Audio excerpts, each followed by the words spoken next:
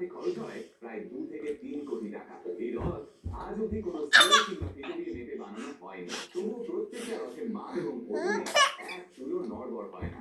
এই রথযাত্রাকে কেন্দ্র করে পুরীতে 15 থেকে 20 লক্ষ মানুষের ভিড় হয়। ভোটের এই উৎসবে কোটি কোটি টাকা ওড়ে। আসলে কথায় আছে না, ঈশ্বর যখন দেয় ঠিক ততখানি ঈশ্বরের উপর ভর করে প্রত্যেক বছর পরিমাণে লক্ষ লক্ষ মানুষ মোটামুটি হিসেব অনুযায়ী পুরীর জমা পড়ে প্রত্যেক বছর। কিন্তু আরো বেশি। নমস্কার, আমি সুজয় নীল। আর আজ আপনাদের শোনাবো বিশ্বের সবথেকে কিভাবে তৈরি হয়। ভক্তি এবং অর্থনীতির সম্পর্কটাই বা ঠিক কেমন, সমস্ত কিছুর পুঙ্খানুপুঙ্খ ব্যাখ্যা জানতে হলে ভিডিওটা ক্লিক করার কথা স্বপ্নেও ভাববেন না। চলুন শুরু করা যাক আজকের এই ভিডিও।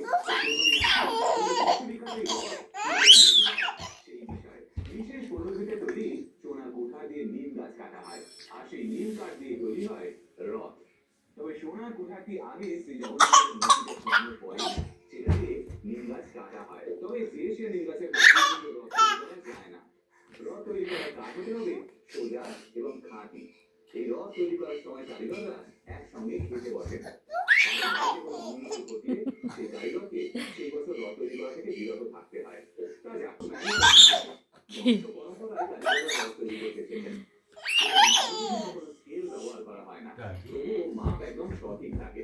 এমনকি কোনো পেরেক জাতীয় বস্তু ব্যবহার করা যায় না রথ নির্মাণে। একে বলে অভিজ্ঞতা এবং অধ্যাবসায়। পুরীর জগন্নাথের নাম হলো নন্দীঘোষ। এই রথের সারথি হলেন দারুক। 16টা চাকা বিশিষ্ট এই রথের উচ্চতা 45 ফুট, প্রায় 4 তলা বাড়ির সমান। অর্থাৎ আপনি যদি দাঁড়ান তাহলে একটু বড় মনে হবে।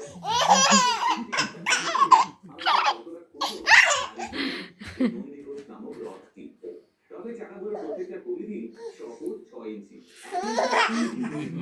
নন্দীঘোষ নামক বিশালাকার এই জানা হবে কি দিয়ে? অবশ্যই রশি দিয়ে। জানা হয় তার নাম হলো শঙ্খচূড়া নাগিনী। শ্রী জগন্নাথের ভাই বলরামের রথের নাম হলো তালধ্বজ।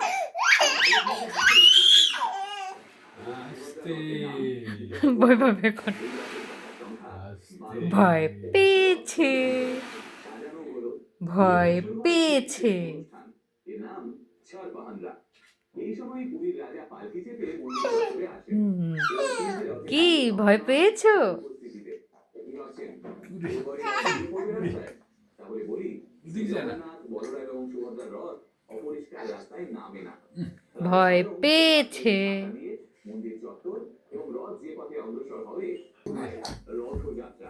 জগন্নাথ, বলরাম এবং সুভদ্রার রথ নগর পরিক্রমা শেষে গুন্ডিচা মন্দিরে যাত্রা শেষ করে এবং সেখানেই 7 দিন বিশ্রাম নেন তারা। এরপর এখানে সমস্ত ভক্তরা জগন্নাথ দর্শনে আসেন। এই অনুষ্ঠানকে বলা হয় আরব দর্শন। পুরীর রথ দেখতে ভিড় জমায় লক্ষ লক্ষ মানুষ। 2011 সালে জনগণনা অনুযায়ী পুরীর জনসংখ্যা 2,05,000। সময় রাস্তাঘাটের অবস্থা